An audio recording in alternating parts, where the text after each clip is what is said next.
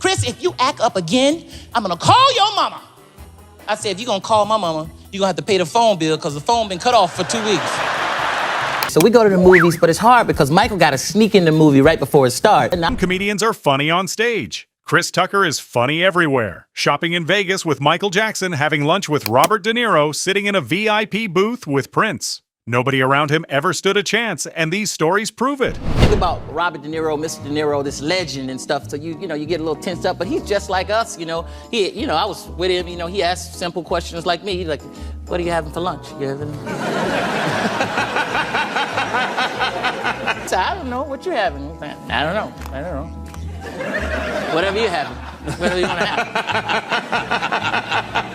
I don't know. Whatever they're serving, I'll take whatever they.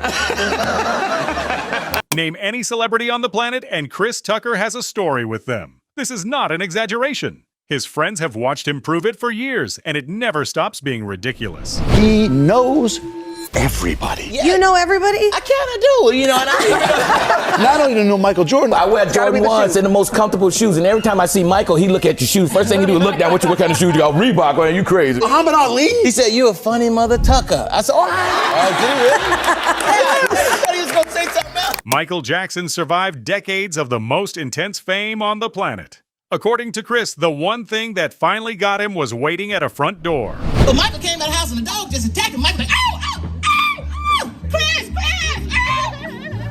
I got in the car, I said, Michael, what's going on? Michael was like, dog came to the front door and he attacked me and he bit me. I said, Michael, are you okay? Michael, are you okay? Are you okay, Michael? Chris, I've been bit by. A small animal. Prince did not hand out compliments. So when his security pulled Chris into the VIP section, Chris assumed it was a friendly hello. What Prince actually wanted to discuss was a casting decision he still had not forgiven. I saw him in a club in LA one time, Prince. I saw him and his security came over and got me. He said, Prince want to meet you. I said, what? Prince want to meet me? Yeah. So went over and VIP. I said, hey, Prince. And we like looking over at everybody else downstairs. He said, you played that part in Fifth Element. I supposed to play that part. I said, for real? He said, I didn't like the costumes. I didn't like that. And I looked at him, I said, but you got your butt hanging out your pants.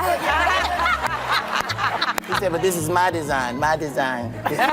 On the first Rush Hour set, Jackie Chan sent Chris a gift every single day. And Chris nearly went broke trying to return the favor. It took him years to figure out why Jackie could afford the habit. Jackie was so kind and so nice. He would give me a gift every day on the first Rush Hour set. He would send me over a different gift. I said, man, what is this? Part of his culture? He's so nice. Then I realized he's from China. They make everything over there. He was getting it for free anyway. That's very unfair. He wasn't paying for nothing. Oh, man. He was looking out the window like, look at Chris Tucker. He's going to go broke trying to keep up with me.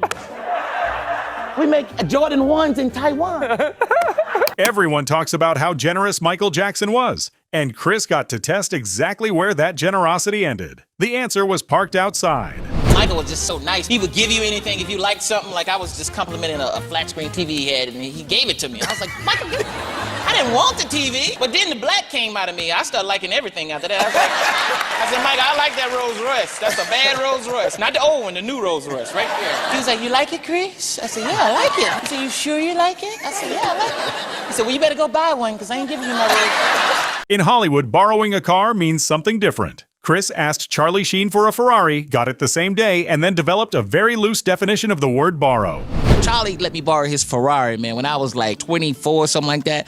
Did you own your own? No, I didn't have one then. I just asked him because I was like fearless, like, Charlie, let me borrow your Ferrari. He was like, okay, sure. I was like, what? There were so many cars in the driveway back then. Yeah. It was cool to have another parking space open, you know? I kept that Ferrari so long, he forgot I had it. He was like, do you have my Ferrari? I said, I think I do. He said, you want to bring it back? Okay. Money Talk. Oh, Money Talk with Charlie Sheen. That's Charlie Sheen. That was the funnest movie ever, man, because I would show up late for work, and Charlie wouldn't show up at all. Right. They'd be arguing with me, and then all of a sudden, Charlie ain't even here. What y'all arguing with me for? Find Charlie first, okay? Every day, I couldn't wait to come on the set to see Jackie Chan. I was late most of the time, but when I got there, Jackie was there waiting with his legs crossed, saying, where's Chris Tucker? We are late, you know.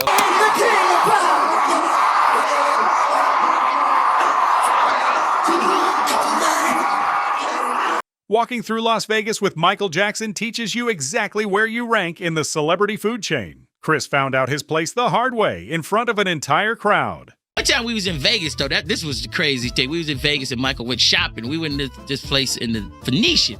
And that's how I realized I was with Michael Jackson. I mean, these people swarmed him, man, like Jesus. I couldn't believe it. And when they pushed me out of the way. They thought I was his security guard. They said, man, Michael Jackson's security guard look like Chris Tucker, man. I am Chris Tucker. Get off with me. Michael gotta go.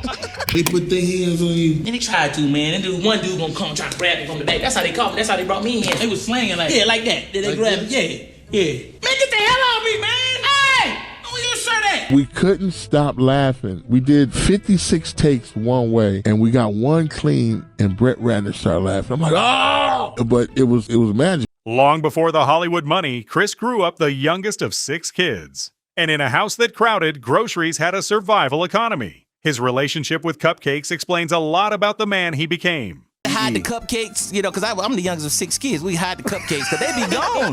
By the time my mama get home, he said, Mama, I got that groceries for you. I got that. You take it in there, you hide them cupcakes. You take out 3 or 4 of them. And, Mama, what happened to the cupcakes? Hey, man, Mama. Chan show you around China sounds like a dream. Then you find out Jackie owns half the country and travels like a small army, and you are just trying to keep up at the back of the line. What's it like in China with Jackie Chan? Is it just ridiculous? He's the man. Jackie owned everything. He's like, you like hotel?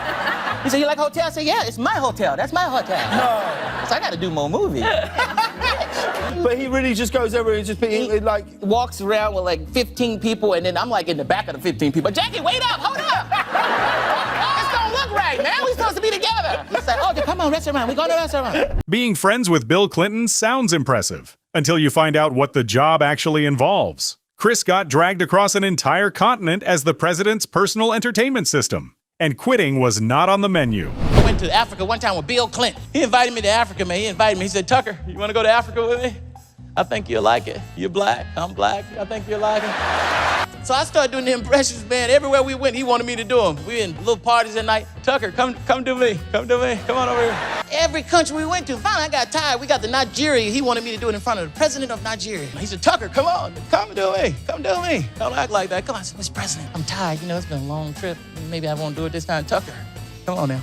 I need you. I done set it up now. Come on, don't let me down. You want to ride home, right? Huh? You want to ride commercial or private? You let me know, Tucker. Before Hollywood, Chris was every teacher's worst nightmare. Their biggest threat against him had one small logistical problem. I used to get on teachers' nerves. They used to hate me. They used to get mad. They say, listen, Chris, if you act up again, I'm going to call your mama. I said, if you're going to call my mama, you're going to have to pay the phone bill because the phone been cut off for 2 weeks. He's sick. Go to the principal's office. But I didn't care. Because I was in the principal's office so much, I was cool with the principal. We were tight. He'd be like, what you do this time? Call my mama, pay the phone bill. Man, you crazy, you crazy. You a fool, Chris.